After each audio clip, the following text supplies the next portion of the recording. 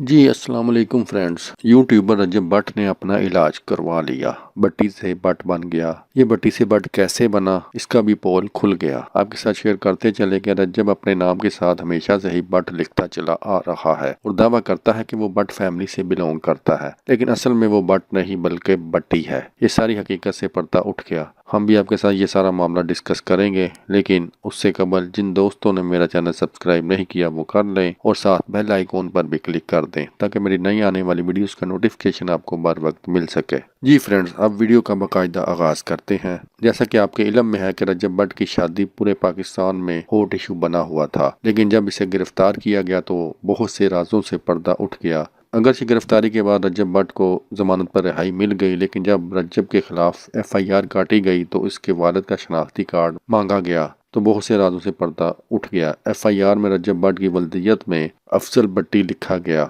हालांकि हकीकत तो ये है कि अफजल भट्ट होना चाहिए रजब भट्ट के वालिद का नाम, लेकिन अफजल भट्टी दर्ज था। रजब ने अपने बाप की वल्दियत भी तब्दील करवाने की कोशिश की मगर नाकाम रहा। जब इस बारे में रजब भट्ट से पूछा गया तो उसने कहा कि मैंने नादरा को दरखास्त दी हुई है कि मेरे वालिद के नाम के साथ भट्ट लिखा जाए। ये तो वही मामला हुआ कि 4 पैसे आ गए, भट्टी से भट्ट हो गए। आप क्या कहते हैं इस बारे में? इनबॉक्स में कमेंट करके जरूर बताएं। अल्लाह हाफिज।